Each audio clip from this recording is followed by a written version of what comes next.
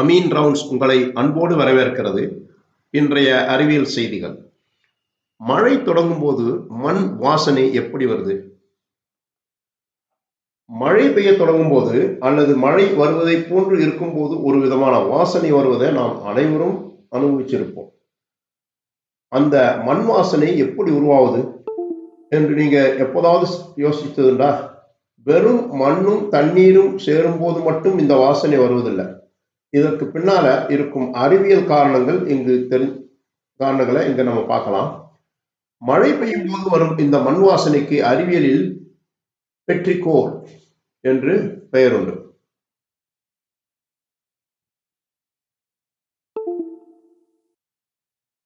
ஆயிரத்தி 1964 ஆண்டு Australia விஞ்ஞானிகளான Isabelle pier மற்றும் டிக் தாமஸ் ஆகியோர் இந்த பெயரை உருவாக்கினாங்க.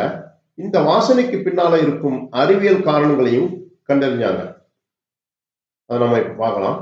பாறை மற்றும் மண்ணில் தங்கியிருக்கும் ஒரு வகை எண்ணெய் போன்ற திரவம் மழையின் போது காற்றில் கலப்பதால் தான் இந்த வாசனை வருது என்று அவர்கள் கண்டறிஞ்சாங்க.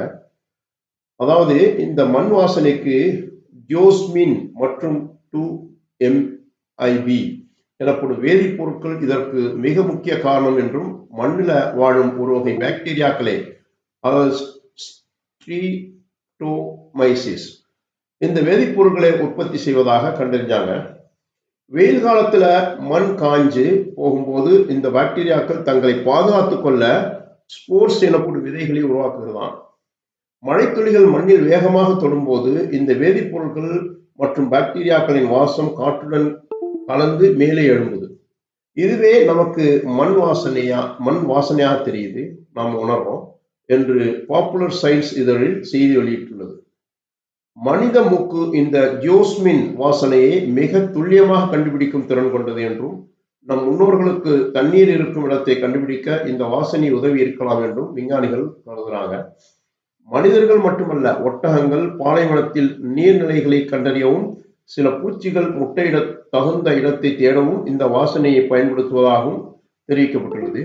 இத்தனை நாட்கள் மண்ணும் தண்ணீரும் சேரும் போதே தான் மண் வாசனை வருகிறது என்று அன்றுதானே நம்ம நினைச்சிருந்தோம். இப்போ புரிஞ்சுக்கிட்டா அறிவியல் உண்மை? மேலும் பார்க்கலாம்.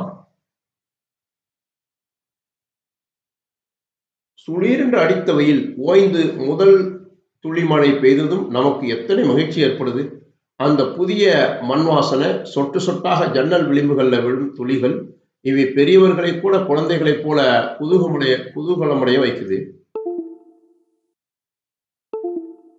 அந்த புதிய மண் வாசனை சொட்டு சொட்டாக ஜன்னல் விளிம்புகளில் விழும் துளிகள் இவை பெரியவர்களை கூட குழந்தை போல ஆக்குது. குழந்தைகள் பள்ளிக்கு செல்வது, பெரியவர்கள் அலுவலகம் மற்றும் வெளியில் செல்வதில் ஏற்படும் தடங்களை பார்த்து மக்கள் ரொம்ப சலிச்சுக்கிறாங்க. மழையை பார்த்து சலிப்பை காட்டக்கூடாது, ஆனால் அது இறைவன் கொடுத்த வரம். அது ரொம்ப ஆர்வத்தோட நம்ம அன்போட அதை வரவேற்கணும். ஏன்னா மழை ஒரு வரம் தான். நிச்சயமாக மனித குலத்துக்கு மிகப்பெரிய வரம் மழை. பெரியவர்கள் அலுவலகம் மற்றும் வெளியில் செல்வதில் ஏற்படும் தடங்களை பார்த்து சனியம் பிடிச்ச மழை என்று அழுத்துக் கொள்ளவும் வைக்கிறது. இப்படி அழுத்துக் கொள்ளாமல் ஒவ்வொரு ஆண்டும் குறிப்பிட்ட மாதங்களில் பெய்ய போகிறேன் என்று முன்னறிவிப்புடன் வரும் மழையை நாம் மகிழ்ச்சியுடன் வரவேற்பதுடன் அதற்கு நம்ம தயார்படுத்திக் கொள்வதுதான் நல்ல யோசனை. அதை விட்டுட்டு மழையை திட்டுறது, நேரத்தை திட்டுறது, காலத்தை திட்டுறதெல்லாம் கூடாது. இறைவன் சொல்றான், காலம் என்னுடையது, அதை திட்டாதீங்க. Thanks for watching. Please subscribe our YouTube channel.